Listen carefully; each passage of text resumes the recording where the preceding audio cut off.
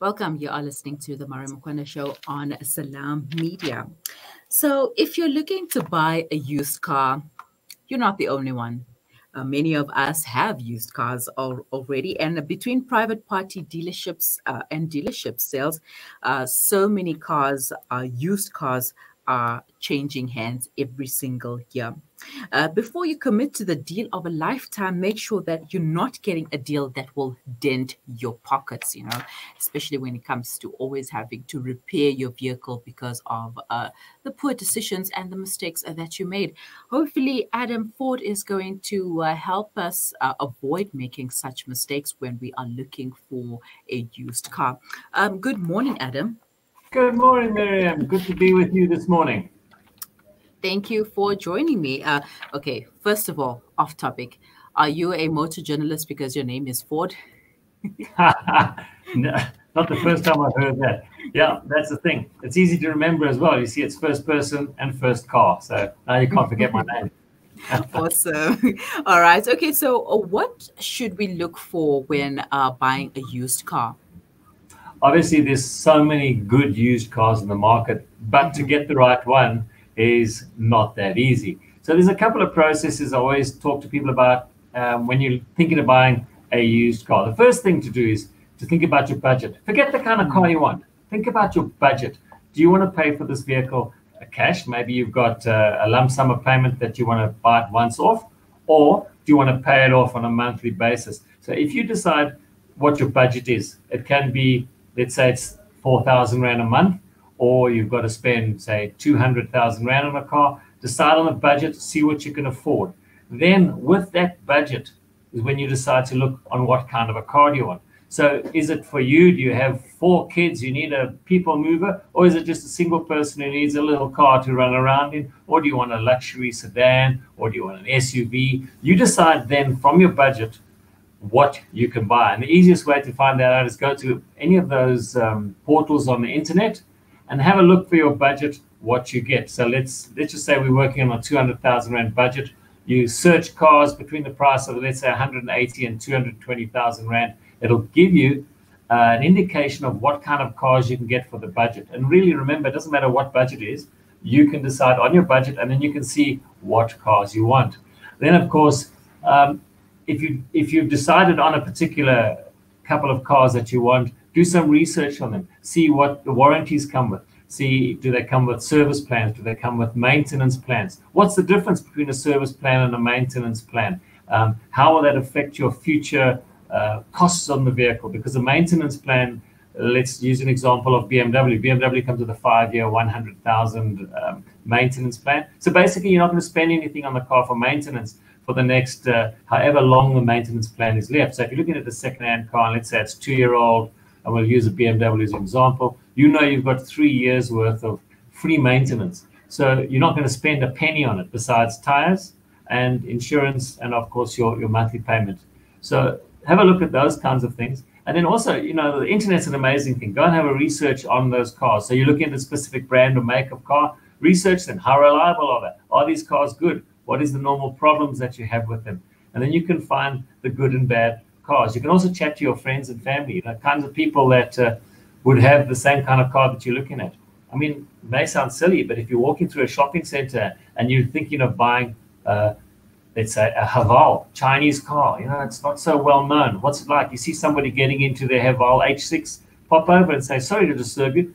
What's this car like? Has it been good? What's the aftermarket service like? Are there parts available for them? Is it a great car? And then you can get an honest opinion as well on the kind of vehicle that you're looking for.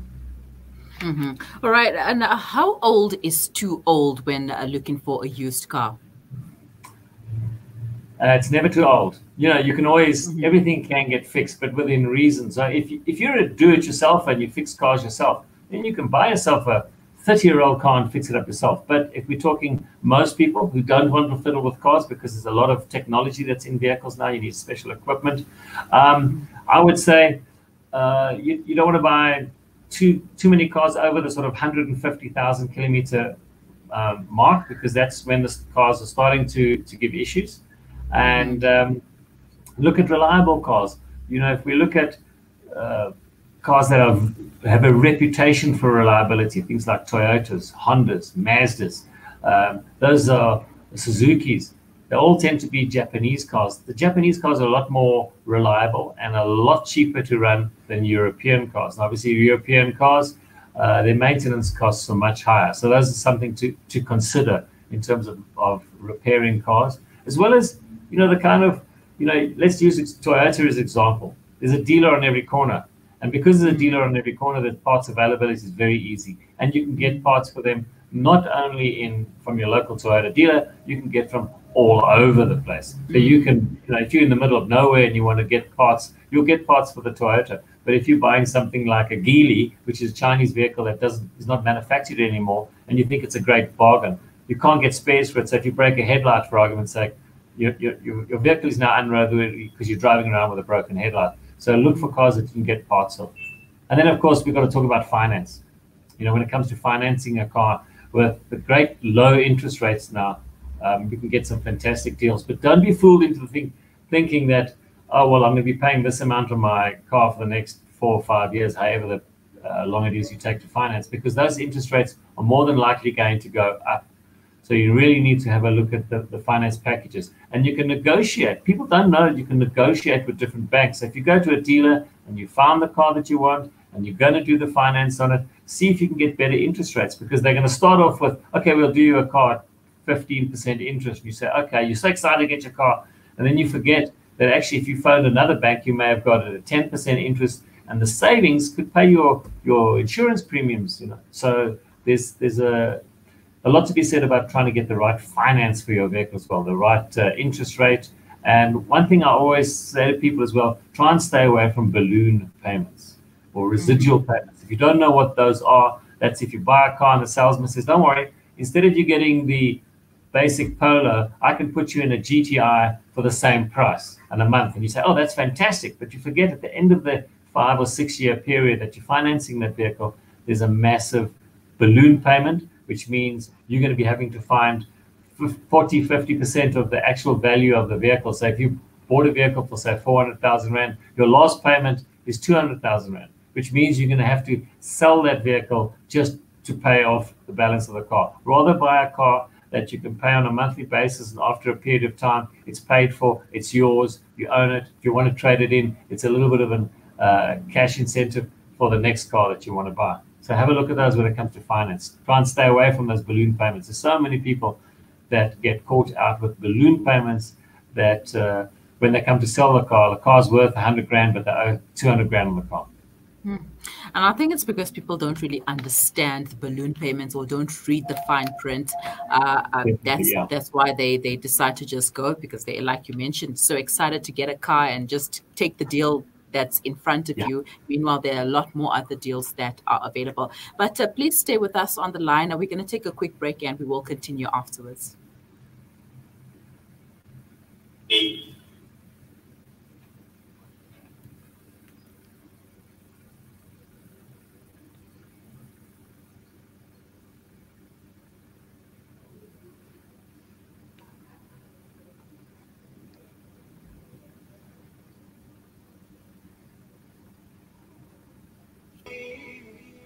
Osman's Taj Mahal Spice and Rice. For over 80 years, Osman's Taj Mahal have been perfecting the art of the perfect blend of spices, pure, aromatic, and well-seasoned. Spices to tantalize your taste buds. From creative cuisines to gastronomical gourmet goodies, from exotic odors to traditional dishes, Osman's Taj Mahal have remained synonymous with quality spices and condiments. Taj Mahal rice, beans, and lentils. Try our range of chili bite mixes, rose and ilachi syrup, our quick and easy biryani pack, and our traditional range of spice blends. Osman's Taj Mahal. There is no substitute for quality. From the townships of South Africa, the refugee camps in Syria, or orphanages in Yemen, the eyes of the needy speak volumes with just one glare.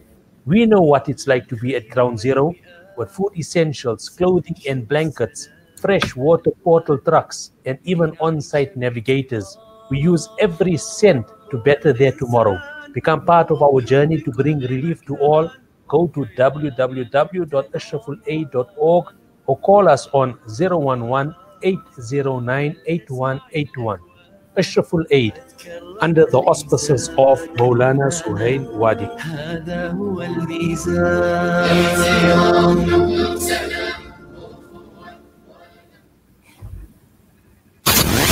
Connect and stay ahead with Salam Media. This is Salam Media coming to you live from South Africa. Welcome back. You are listening to the Murray Mukwenda Show on Salam Media, and today we are talking about tips on avoiding a skorokoro and buying a good used car with motoring journalist Adam Ford, who is still on the line. Adam, thank you for staying on the line. What are some common mistakes that people tend to make when buying a used car? I think one of the big mistakes is people buying cars for their friends and not for themselves. And when I say that, it's like I want to buy a fancy car to impress my friends, as opposed to buying the car that's right for yourself. We've really got to sit down and think about this. This is probably the second most expensive thing you're going to spend money on. One is your house, the next is your car. And it's important to get the right car for you. I hear too many times of, let's say somebody's got a budget of 100,000, which nowadays is not a lot of money for a used car.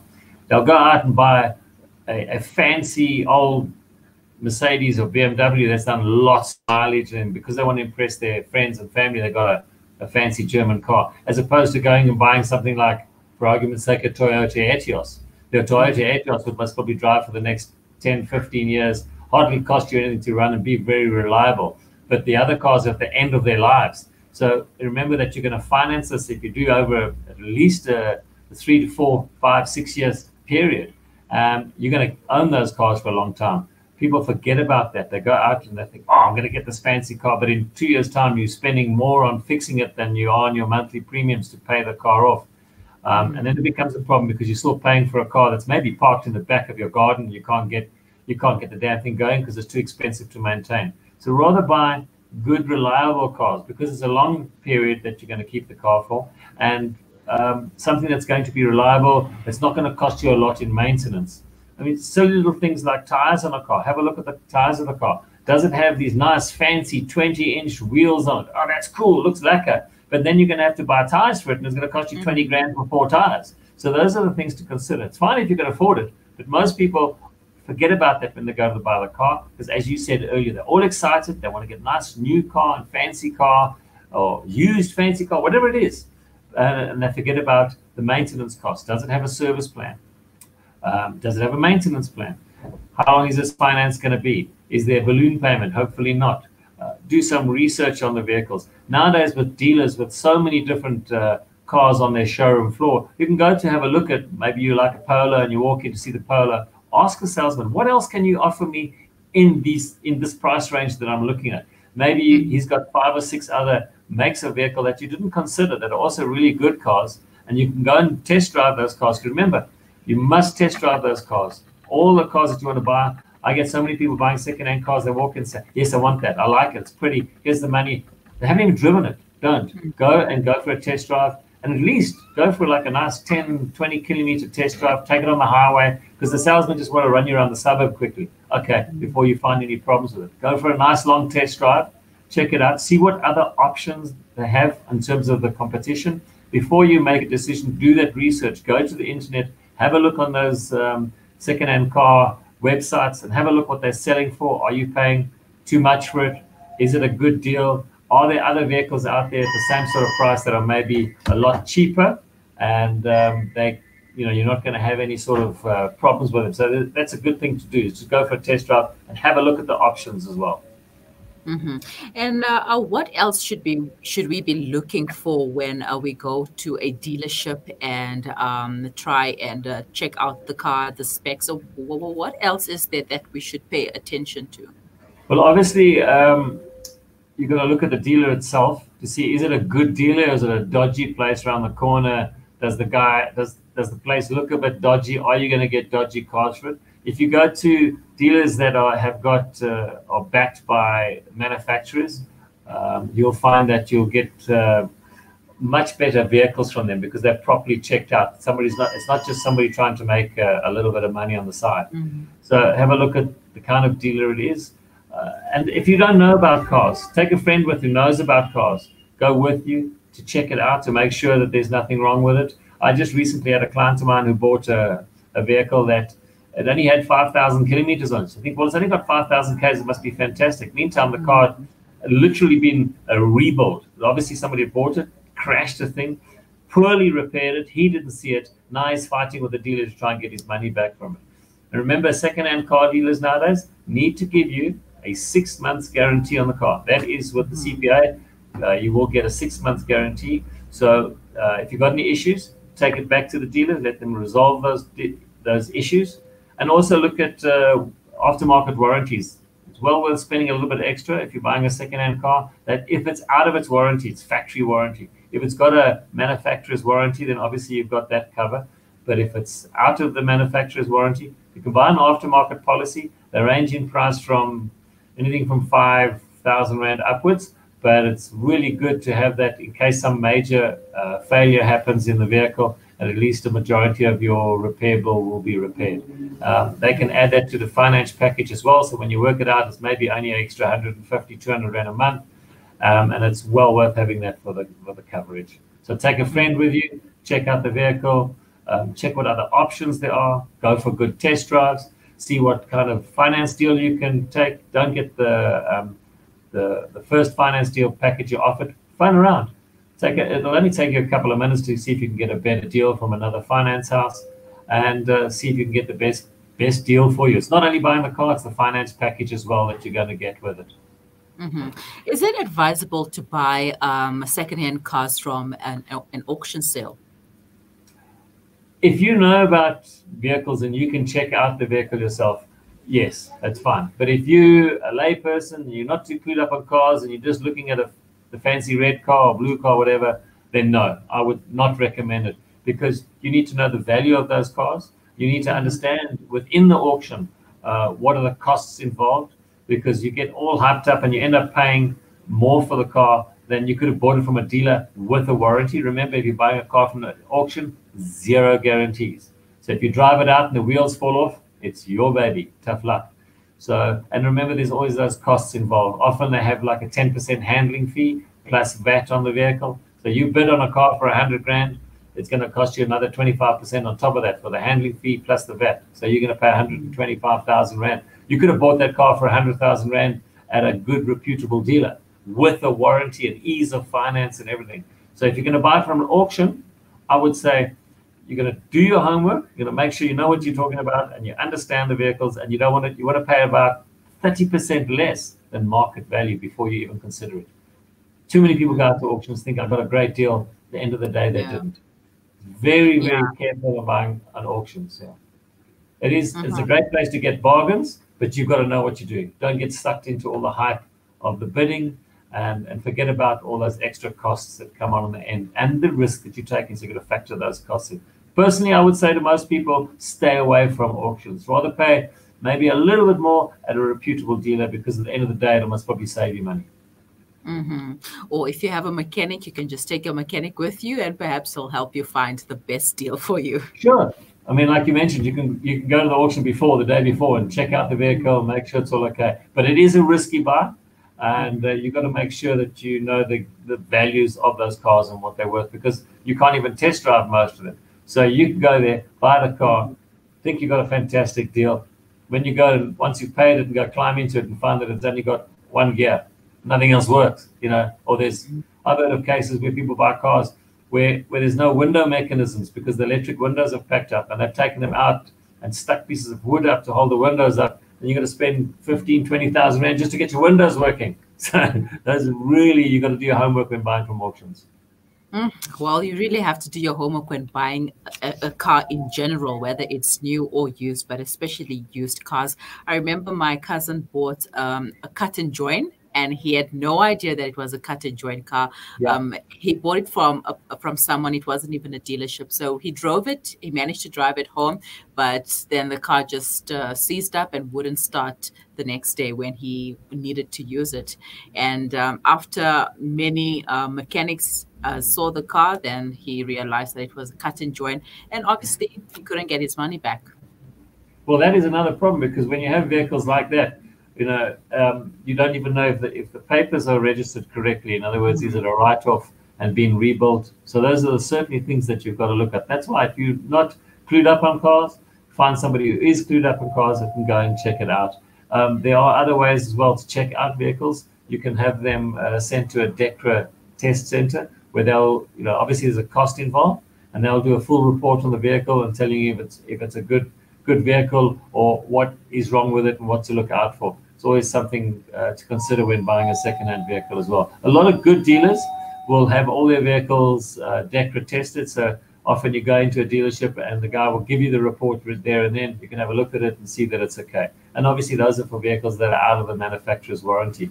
The other thing to consider as well when we're talking warranties is if you're buying a car that comes with extended warranties. Now we look at some of the cars nowadays, 7-year warranties, 5-year warranties, 3-year warranties. Is that warranty still intact? Because the dealer can say to you, sure, the warranty, it's a 2018 model, it's got a 7-year warranty, it's still got 5 years left. But you've got to make sure from the specific manufacturer that warranty still is in place. So you phone up, you can get the VIN number, and it's quite easy. You just take a picture of the license disc, it'll have their VIN number, VIN on it, and you phone up the manufacturer, a dealer, and say, I'm thinking of buying this Kia. I know you guys got a 7-year, 200,000 warranty. Does it still apply on this vehicle? And they may say, oh no, that car was written off and it's a rebuild and the warranty's been voided. And then at least you know. So it's something to consider. So there's quite a bit. It's more to just walk into the dealer, chucking your money on the guy's table and say, I'm taking that car. Do your homework, especially nowadays with the cost of cars and the cost of maintenance with cars. It's an expensive venture nowadays, yeah. Well, thank you so much. I definitely learned a lot about this, and I'm going to check on that warranty thing with the used car that I have. But thank you so much for the tips, and I hope that our listeners and viewers also benefited from this. Great. Thank you very much. Have a wonderful day. Bye-bye. Bye-bye. All right, so that was Adam Ford, a motoring journalist, giving us tips on how to avoid buying a skorokoro and buying a good used cars. And as you've heard, he said, stay away from auction sales unless you know what you are doing. If you have no ideas, if you are not clued up about cars, take someone with you, even if you are going to a dealership to check out a car. And try buying cars from dealerships than from people, because, well, obviously people will just try and get rid of the car, and you're not going to get the best deal out of it. You're just going to get a car that looks nice, that is value for money, but as soon as you start driving it, the car starts acting up and giving you more problems that you will have to pay for. And also look out for warranties. You mostly get warranties from dealerships, so you can also ask a person who's selling it on their own, a private seller, if they have any warranties left on that vehicle. Find out from them if there is anything available. But try and save up as much as you can before deciding to go and buy that vehicle. I know sometimes it's not easy having to run around and handle business and do whatever it is because you don't have a vehicle. I had that problem before, having to travel from Pretoria to Robert Chamhout in Johannesburg, having to travel in 6 taxis to and from. It was very challenging, but alhamdulillah, I do have a vehicle, a used one. I went through a lot with this used vehicle, by the way. But we are here now, alhamdulillah, and it's a good brand. So I didn't spend a lot. I went through a lot, but I didn't spend a lot, and I didn't break the bank. So go for brands that will not break the bank. The brands that are affordable, that you can buy an engine cap for $50 instead of having to buy one for $200. weigh your options. Look for vehicles that are easy and affordable to maintain rather than trying to impress your friends. This is not about impressing them. It's about you, what works for you, and allowing you to go from point A to point B and to handle your business and whatever it is that you need to do. Anyway, I've spoken enough. It is 11:34. You are listening to the Mari Mukwanda Show on Salam Media. We will be right back.